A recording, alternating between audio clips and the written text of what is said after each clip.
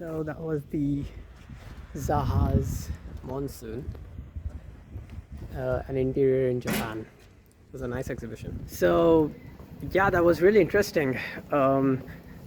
It was in the 1980s, and that time there were no, computer aided drafting methods, very less of those.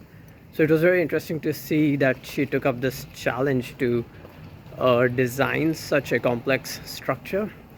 Not only that, so there were these technical drawings of the same.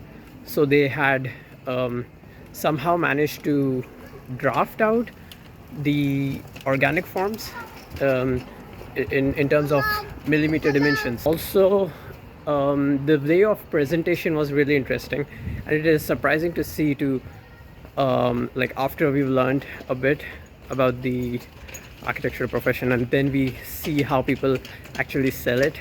It's very interesting to see how that worked during that time, where there weren't renders or anything. They were hand painted views if they wanted to show that to the client, because the clients cannot imagine what the architect wants to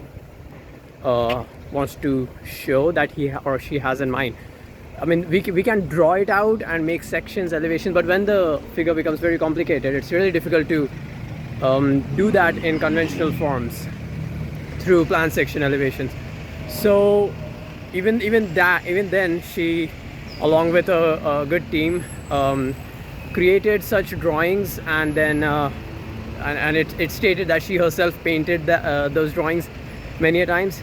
And so yeah, you could kind of make out the different options and iterations that she was creating for the client, and then they would put that into a presentation case that they had personalized, which was very interesting to see.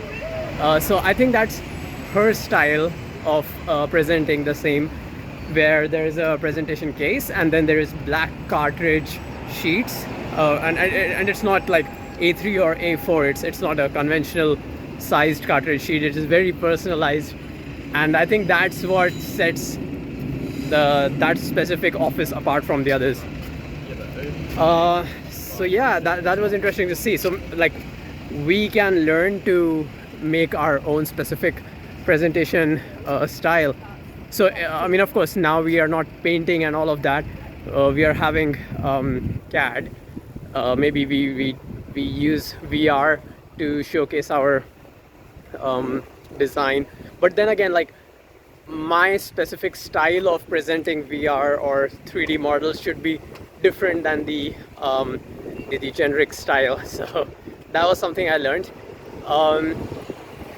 And another interesting thing was, it's very artistic. It wasn't like, I mean, the entire process and concept explanation that was done, it was not technical. Yes, there was the brief, like the client, what the client wanted, but it was very vague, in the sense, we want a grand entrance or something like that. So it's a very vague term, and especially Zaha, not coming from a Japanese culture, she was designing for the Japanese. So what do they mean by grand and all that stuff? There are a lot of I don't know, uncertain elements while talking to the client what he or she wants. The question again comes, like, what if I am putting a lot of effort in making the model and drawings for the grand concept that the client wanted, and then when I show that and the client just declines and says that it is completely opposite of what I wanted. So yeah, that was another thing that I learned. And other than that, I guess that's all for now. I'll be presenting all the documents later on. So yeah, take care, bye.